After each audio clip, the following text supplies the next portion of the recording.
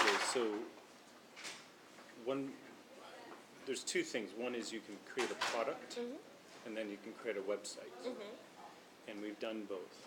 So with the website, the main difference we see is that the organization better communicates through all the words, all the content and pictures and stuff, the stories that they need to tell to get people involved. So, for example, Seattle Biomedical Research Institute, they're the largest nonprofit infectious disease research institute in the nation. So they're just right over here. Oh. And they were our client back in 2003, and they came back to us and we totally redid their site. So there's a few things that is really great, because one of them is they're telling a story very well just on the home page. So they have pictures that people really identify with. You know, they see the kids that, you know, maybe are suffering from malaria but are getting vaccines. They see the doctors in action. So they really start connecting very closely through the storytelling. And then the other part is that people that want to know more about what's happening with Seattle Biomed have much easier access to the information. So a lot of what happens with our clients is over the years their site just gets bigger and bigger, and just so much content becomes crowded, hard to find. So it's like we cleaned out their closet, you know, and really made everything fresh and easy to find. So it helps with when people want to get information and get involved.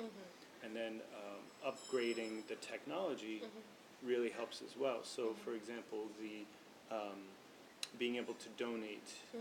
When we started building websites, online credit cards was, you know, it was people were very nervous. You know, but now everybody does it, it's not a problem, and it becomes cheaper and cheaper. So we're implementing more of those, shopping carts and such. So the technology has really improved the user experience. And then the other part is that on the back end for the staff, they have a much easier time keeping the site up to date, because they can go in, log in, and just start editing the site, just boom, it's so easy. So whereas before there used to be a lot of different tools that some were easy to use, some were not so easy to use. But nowadays, especially with the content management systems, or CMS, that we use, they just log in, navigate to the page, click edit, and they can edit right there. So it makes it very easy. Wow. Yeah, I had the same question as you before it. Because for some people, if they order the website to you and after the finishing the creating website, sometimes they might have the difficulty, but now I had a clear idea. Yeah. So that's actually it's a huge deal, because why a lot of people come to us is their website suffers because there's too much content, or you know, somebody puts in content over here, somebody puts in different content over here, and they're so different. They have lots of things to do, otherwise they had no time, so they just put here, okay, finished. Yeah, they don't really think it through. So we help think that all through, so we can create a good strategy for them. Wow. And then when they take over their website, they are fully empowered. They have all the knowledge and training to manage their website, and it's easy to do. So that's good. The other piece is really making sure that they understand what social media can do for them. So being able to set up a Facebook page, a Twitter feed, all these things contribute to what nonprofits mainly want to do is get more people that are interested in them, and that may become volunteers or maybe donate, right? With these social media outlets, they're communicating almost daily, most likely daily, with these people, and these people can communicate back. Yeah. You know, whether it's a blog, you can leave comments or retweeting or, you know, what have you. I know. So that it's become more and more powerful. And then what's really exciting, which I find personally very exciting, is the use of mobile technology. you know, you have an iPhone, Yes, as I do for too. me. You have a nice new. Thank you. But being able to browse a website, being able to have applications on your Yeah, with smartphones. Twitter, Facebook. Well, those as as well. But being able to, let's say, get donations Get donation with the. through the phone. Really? Yeah, there's more and more applications that are doing that. Wow. And then for international NGOs, there's more and more tools. It's unbelievable how many.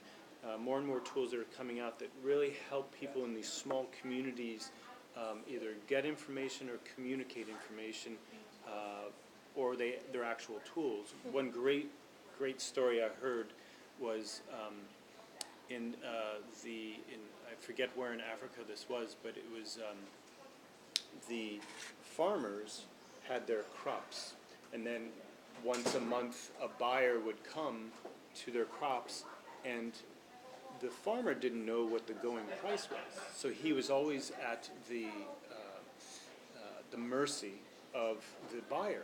The buyer might say, "Oh, it's $10," when really it's $15. But the farmer doesn't know that. The farmer gets a smartphone, a phone that can communicate back and forth with other people around the country. He knows what the going price is now, so he's now able to get fair market price on his crops, and he can say to the buyer, look. So that it's equalizing the playing field. It's making things more fair, and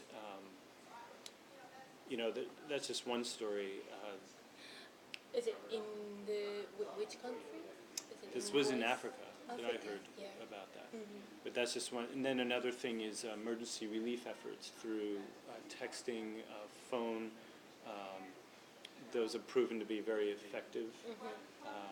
But for us here in Seattle, we have a lot of clients that have outreach to foreign countries. Like they may be helping children in Africa or in the Caribbean or wherever. So to go back to your original question, what we really find is that the organization is being more effective. University of Washington has a lot of great programs, and they have a Department of Global Health.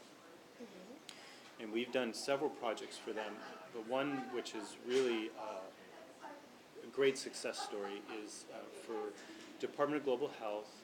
They have a international training center on HIV/AIDS. And so they came to us and said, we've got a problem. The problem is we have a database tool for managing our training, but it only sits on our computer. It's not hooked up to the internet. And we have another problem, which is we have distributed locations where there's little or no connectivity. So they don't connect to the internet, or they don't have power all the time. So out in a village in Guatemala, for example, or in mainly Africa is where this tool that we developed is. So we understood their problem. We created a new tool that is accessed through the web, and it manages all their training locations, and people attending the trainings, so that anybody who is managing a training, let's say in Ghana, can say, or Ethiopia, that's one of the big countries that has taken this tool and really used it quite a bit. They have their own instance of the tool. So even though we developed this one tool, it's distributed in 52 countries. And what they're able to do then is, with their own language, could be Ethiopian, French, could be anything, they can now track all these trainings, and it's much more efficient, And what we're also doing is creating a standalone product, so it'll sit on the computer, and then when they do get connectivity, when they do hook up to the internet, it automatically synchronizes everything. So it's a great success story because iTech, which is the group at UW, they're selling the product, so they're making a little bit of profit, but they're turning that right back into research. So it's been great. I mean, it's really a cool product, and there's a lot of need for that kind of stuff out in the field, especially for biomedical data collection and stuff like that. So that's a field where we've been getting into a little bit more. So that's pretty neat. And then we want to develop some applications so that people can text in data or actually have an iPhone or similar app so they can input the data just through their phone. Because a lot of times the doctors in the field, they don't have a computer right there, but they always have their phone. So maybe they take a picture, text, boom, and then it gets sent to the database and then automatically updates to those records. That's never been done before with these groups. So So innovative. could you tell the app name of it? yes. Like some innovative? Of Yeah, like it's well, this application is called Train Smart. Train Small. Yeah. How do you spell it? TrainSmart. Okay. Yeah. What else? I'm gonna check later with website. Yeah, if you do it a search on this as one word, Okay, one word. then you'll find it. Or in University of Washington. Okay. And do you charge for the University of Washington as a non-profit sector? Yeah, Okay. yeah, we do. We charge less for nonprofits and good for nonprofits